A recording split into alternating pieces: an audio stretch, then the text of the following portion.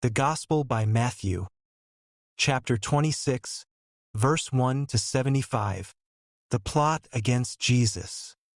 When Jesus had finished saying all these things, he said to his disciples, "As you know, the Passover is 2 days away, and the Son of Man will be handed over to be crucified." Then the chief priests and the elders of the people assembled in the palace of the high priest, whose name was Caiaphas, and they schemed to arrest Jesus secretly and kill him. "But not during the festival," they said, "or there may be a riot among the people." Jesus anointed at Bethany. While Jesus was in Bethany in the home of Simon the leper, a woman came to him with an alabaster jar of very expensive perfume, which she poured on his head as he was reclining at the table. When the disciples saw this, they were indignant. "Why this waste?" they asked. "This perfume could have been sold at a high price and the money given to the poor." Aware of this, Jesus said to them, "Why are you bothering this woman? She has done a beautiful thing to me. The poor you will always have with you, but you will not always have me. When she poured this perfume on my body, she did it to prepare me for burial. Truly I tell you, wherever this gospel is preached throughout the world, what she has done will also be told, in memory of her." Judas agrees to betray Jesus.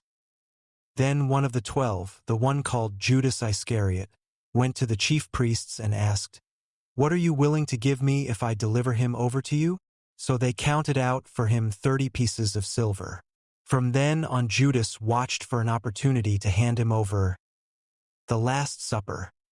On the first day of the festival of unleavened bread, the disciples came to Jesus and asked, "Where do you want us to make preparations for you to eat the Passover?" He replied, "Go into the city to a certain man and tell him, 'The teacher says, my appointed time is near. I am going to celebrate the Passover with my disciples at your house.'" So the disciples did as Jesus had directed them and prepared the Passover. When evening came, Jesus was reclining at the table with the 12. And while they were eating, he said, "Truly I tell you, one of you will betray me." They were very sad and began to say to him one after the other, "Surely you don't mean me, Lord?" Jesus replied, "The one who has dipped his hand into the bowl with me will betray me. The Son of Man will go just as it is written about him. But woe to that man who betrays the Son of Man. It would be better for him if he had not been born." Then Judas, the one who would betray him, said, "Surely you don't mean me, Rabbi?" Jesus answered, "You have said so."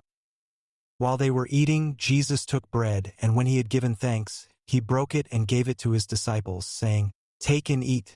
This is my body." Then he took a cup, and when he had given thanks, he gave it to them, saying, "Drink from it, all of you. This is my blood of the covenant, which is poured out for many for the forgiveness of sins. I tell you, I will not drink from this fruit of the vine from now on until that day when I drink it new with you in my Father's kingdom." When they had sung a hymn, they went out to the Mount of Olives. Jesus predicts Peter's denial. Then Jesus told them, "This very night you will all fall away on account of me, for it is written, 'I will strike the shepherd, and the sheep of the flock will be scattered.' But after I have risen, I will go ahead of you into Galilee." Peter replied, "Even if all fall away on account of you, I never will." "Truly I tell you," Jesus answered, "this very night before the rooster crows, you will disown me 3 times. But Peter declared, "Even if I have to die with you, I will never disown you." And all the other disciples said the same. Gethsemane. Then Jesus went with his disciples to a place called Gethsemane, and he said to them, "Sit here while I go over there and pray." He took Peter and the 2 sons of Zebedee along with him, and he began to be sorrowful and troubled. Then he said to them, "My soul is overwhelmed with sorrow to the point of death. Stay here and keep watch with me." Going a little farther, he fell with his face to the ground and prayed, "My Father, if it is possible, may this cup be taken from me. Yet not as I will, but as you will." Then he returned to his disciples and found them sleeping. "Couldn't you men keep watch with me for 1 hour?" he asked Peter. Watch and pray so that you will not fall into temptation. The spirit is willing, but the flesh is weak." He went away a second time and prayed, "My Father, if it is not possible for this cup to be taken away unless I drink it, may your will be done." When he came back, he again found them sleeping because their eyes were heavy. So he left them and went away once more and prayed the third time, saying the same thing. Then he returned to the disciples and said to them, "Are you still sleeping and resting? Look, the hour has come, and the Son of Man is delivered into the hands of sinners. Rise, let us go. Here comes my betrayer." Jesus arrested. While he was still speaking, Judas, one of the 12, arrived. With him was a large crowd armed with swords and clubs, sent from the chief priests and the elders of the people. Now the betrayer had arranged a signal with them. "The one I kiss is the man. Arrest him." Going at once to Jesus, Judas said, "Greetings, Rabbi," and kissed him. Jesus replied, "Do what you came for, friend." Then the men stepped forward, seized Jesus and arrested him. With that, one of Jesus' companions reached for his sword, drew it out and struck the servant of the high priest, cutting off his ear. "Put your sword back in its place," Jesus said to him, "for all who draw the sword will die by the sword. Do you think I cannot call on my Father, and he will at once put at my disposal more than 12 legions of angels? But how then would the scriptures be fulfilled that say it must happen in this way?"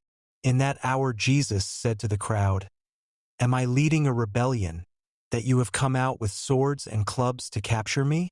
Every day I sat in the temple courts teaching, and you did not arrest me.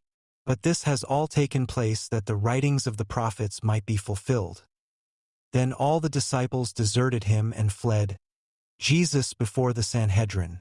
Those who had arrested Jesus took him to Caiaphas the high priest, where the teachers of the law and the elders had assembled. But Peter followed him at a distance, right up to the courtyard of the high priest. He entered and sat down with the guards to see the outcome. The chief priests and the whole Sanhedrin were looking for false evidence against Jesus so that they could put him to death. But they did not find any, though many false witnesses came forward. Finally 2 came forward and declared, "This fellow said, 'I am able to destroy the temple of God and rebuild it in 3 days.'" Then the high priest stood up and said to Jesus, "Are you not going to answer? What is this testimony that these men are bringing against you?" But Jesus remained silent. The high priest said to him, "I charge you under oath by the living God. Tell us if you are the Messiah, the Son of God." "You have said so," Jesus replied. "But I say to all of you, from now on you will see the Son of Man sitting at the right hand of the Mighty One and coming on the clouds of heaven." Then the high priest tore his clothes and said, "He has spoken blasphemy. Why do we need any more witnesses? Look, now you have heard the blasphemy. What do you think?" "He is worthy of death," they answered. Then they spit in his face and struck him with their fists. Others slapped him and said, "Prophesy to us, Messiah. Who hit you?" Peter disowns Jesus. Now Peter was sitting out in the courtyard, and a servant girl came to him. "You also were with Jesus of Galilee," she said. But he denied it before them all. "I don't know what you're talking about," he said. Then he went out to the gateway, where another servant girl saw him and said to the people there, "This fellow was with Jesus of Nazareth." He denied it again with an oath, "I don't know the man." After a little while, those standing there went up to Peter and said, "Surely you are one of them. Your accent gives you away." Then he began to call down curses, and he swore to them, "I don't know the man." Immediately a rooster crowed. Then Peter remembered the word Jesus had spoken, "Before the rooster crows, you will disown me 3 times." And he went outside and wept bitterly.